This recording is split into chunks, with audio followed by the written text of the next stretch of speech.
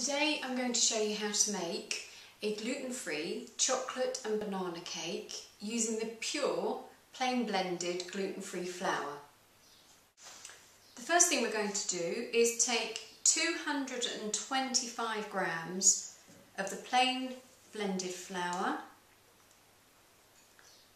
a half a teaspoon bicarbonate soda and a teaspoon of gluten-free baking powder.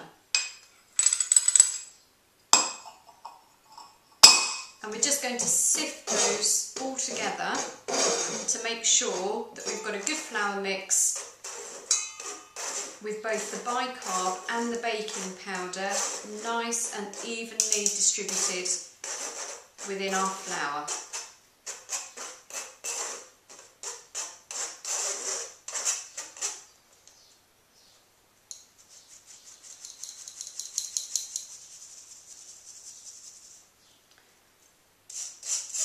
It's well worth doing this and not skipping that, even though it's tempting for speed, because it does make a difference to your final cake. So we're just going to leave that and set that aside for now. The next thing we're going to do is preheat our oven to 180 degrees. If, like me, you have a fan assisted oven, you may want to take that down to 170, and that's around gas mark 4. You take 125 grams of hard baking margarine or butter. This is already a bit soft, it's been left out of the fridge to go a bit softer. And 125 grams, the same amount, of soft brown sugar. And we're going to cream those together. I'm going to cheat a bit and use a electric whisk. You can use a wooden spoon, will do the job just as well.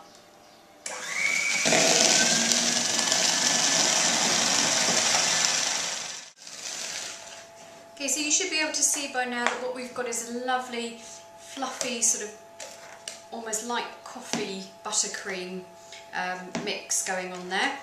Even though the sugar was quite dark, it has gone really quite pale and fluffy, and that's what we mean when creaming for something to become pale and fluffy. Okay, so the next thing we're going to do is put our eggs in one at a time.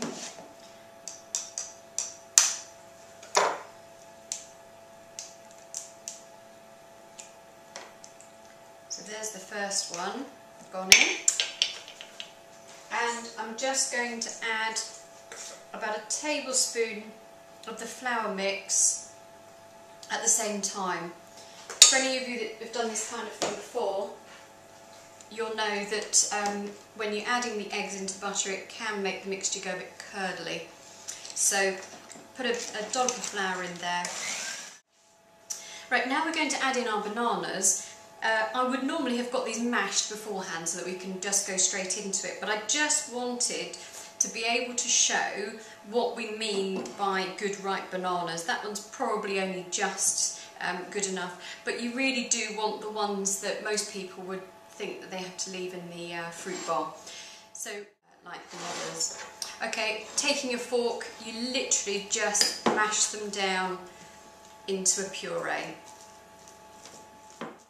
Okay, so we have our butter, sugar, egg mix back again, and this is where I'm going to add in those lovely ripe bananas.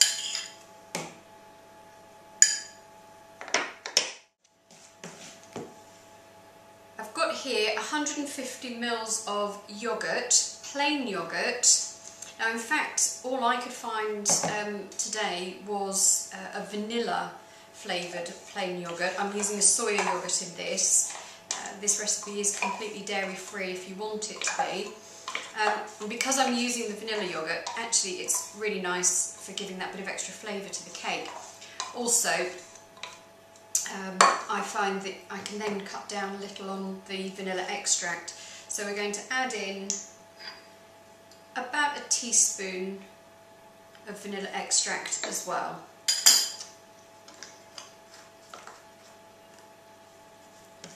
Give that a whole lot of stir, like so. Make sure it's thoroughly mixed.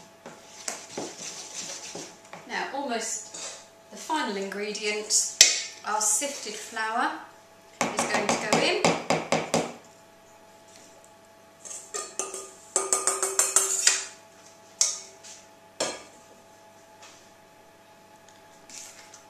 And we're gently going to fold that in because we've beaten quite a lot of air into this mixture. It's nice and light.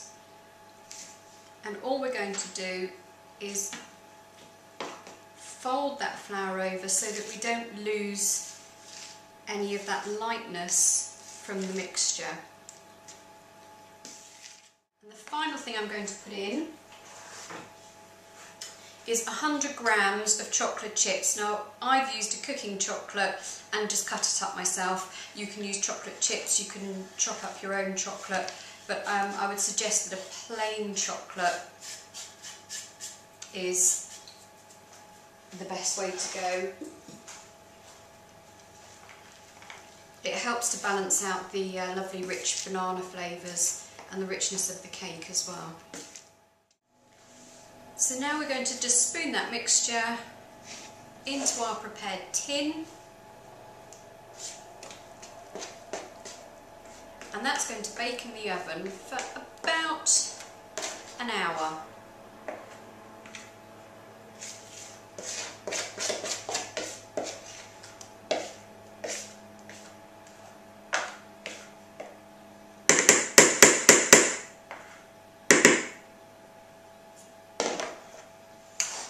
Just give that a bit of a jiggle, smooth it down, and that is ready to pop in the oven.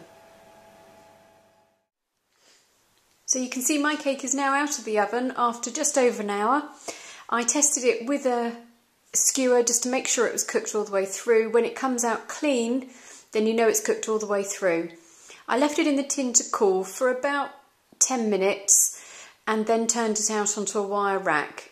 Leaving it in the tin to cool down does help it keep its shape as it cools. For more delicious gluten-free recipes, visit our website www.innovative-solutions.org.uk. Bye for now.